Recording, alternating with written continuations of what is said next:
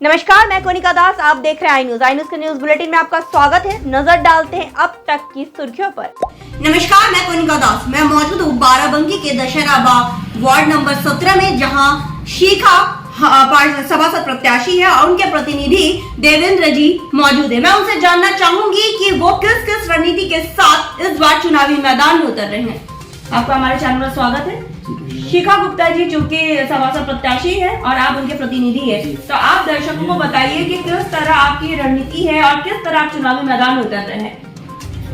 मेरा मुख्य मुद्दा विकास रहा है। जैसा कि हमारा वार्ड ये सभासदी वार्ड है, इसका मुख्य मुद्दा ही नाली खड़ंजे और ये सब रहता है, तो इसी पे ही मैं कार्य कर रहा हूँ। इसी के लिए लोगों के बीच में जाता हूँ और दूसरी छोटी छोटी लोगों की दिक्कतें रहती, सरकारी योजनाओं को पहुँचाना, सरकारी बातें करना या ऐसी कुछ चीजें जो उनको मैं मदद दिला सकूँ, उनके उपयोग में आए। आपकी राजनीति के सफर की शुरुआत कब से हुई है? मेरी राजनीति की सफर की शुरुआत 2011 में हुई थी, जब मैं छात्र संघ का चुनाव जनस्मरण डिग्री कॉलेज से लड़ा।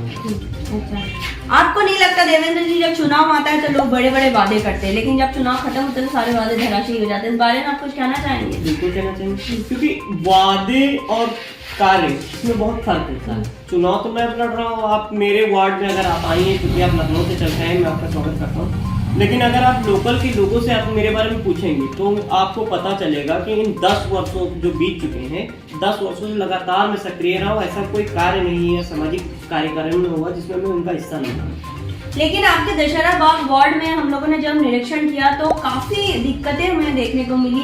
साफ सफाई नहीं देखने को मिली और सड़कों की भी हाल बेहाल था। इस बारे में क्या कहेंगे? क्या मौजूदा सभासद कोई काम नहीं किया? नहीं, मैं ये तो नहीं कहूंगा कि उन्होंने कोई काम नहीं किया, क्योंकि जो भी प्रत्याशी होता है या जो सभासद होता है वो अपना भरसक प्रयास करता है, लेकिन हो सकता है उसमें कुछ कमी रह गई। इसी कमियों को पूर्ण करने के लिए मैं आ रहा हूँ। अच्छा, आपने कोई ड्रीम प्रोजेक्ट तैयार किया है कि आपका इस वार्ड के लिए आपका पहला रूपरेखा और पहला कदम क्या होगा जो आपके ड्रीम प्रोजेक्ट में आएगा? हमारा सबसे पहला कार्य होगा जो आप जितनी भी सड़कें देख रहे हैं उनको दुरुस्त कराना, क्योंकि सबसे पहले होता है साधन जब आपके घर तक पहुंचेगा नहीं, आपके दरवाजे तक कोई चीज आ नहीं पाएगी तो उसका क्या मतलब?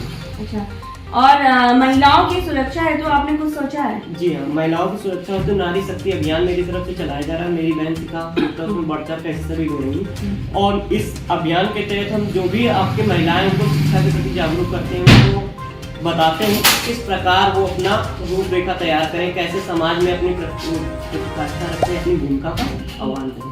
हम लोगों ने पिछले समय जब आप लोगों का यहाँ निरीक्षण किया तो स्वास्थ्य की दृष्टि से भी बहुत पिछड़ा पाया है, तो आपको क्या लगता है कि स्वास्थ्य की दृष्टि से क्यों इस तरह पिछड़ा है और आप किस तरह स्वास्थ्य की दृष्टि से अगर आप सभासद चुने जाते हैं तो नया आयाम देंगे अपने वार्ड के लिए?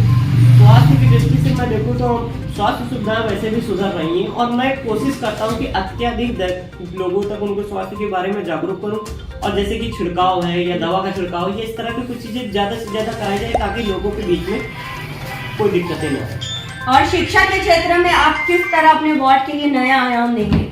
शिक्षा के क्षेत्र में मैं सिर्फ 2 बातें कहना चाहता हूँ कि जब तक इंडिया पढ़ेगा नहीं तो बढ़ेगा नहीं, और इसलिए मैं प्रत्येक बच्चा, प्रत्येक महिलाओं को मैं खास तौर पे कहता हूँ, क्योंकि मैंने देखा है पुरुष तो फिर भी पढ़ रहे हैं लेकिन कहीं ना कहीं महिलाएं हैं जो पिछड़ जाती हैं, तो उनको मैं खास तौर पे जाके कहता हूँ कि भाई आप पढ़िए, अगर कोई भी दिक्कत आ रही है तो इवन अगर आपके पास फीस की भी कहीं परेशानी आ रही तो भी मैं करने के लिए सक्षम हूँ। आपको नहीं लगता देवेंद्र जी कि जब चुनाव आते तो सब बड़े बड़े वादे करते हैं, लेकिन चुनाव खत्म होते सारे वादे धराशायी हो जाते हैं और सिर्फ लिखित किताबों में रह जाती है जो भी वो बजट बनाते हैं या जो भी कुछ करते हैं? आप इस बारे में क्या कहेंगे?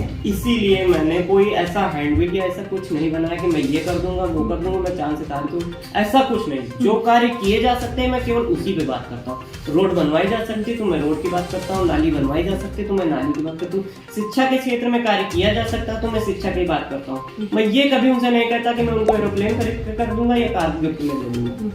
अच्छा, हमारे चैनल के माध्यम से दर्शकों को क्या कहना चाहेंगे कि वो आपको चुने तो क्यों चुने, क्योंकि आपकी वार्ड की जनता आपको देख रही है? मैं आपके चैनल के माध्यम से सिर्फ आपसे ये कहना चाहता हूँ कि अगर वो मुझे चुनते हैं तो जितनी बातें मैंने कही हैं या जो भी मैंने सोच रखा उनके लिए, जिस बातों पे उनके साथ डिस्कशन हो चुका है, उन सभी को मैं पूर्ण करूंगा। इस बात को मैं उन्हें पूर्ण विश्वास दिलाता हूँ।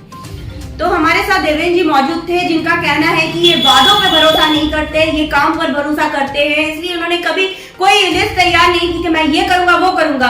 इनका मुद्दा यही है कि अगर सभासद ये चुने जाते हैं तो ये सब काम करके दिखाएंगे। अब देखने वाली बात ये होगी कि जनता को इन पर कितना भरोसा होता है। वीडियो जर्नलिस्ट शर्मा के साथ मैं कोनिका दास, आई न्यूज उत्तर प्रदेश।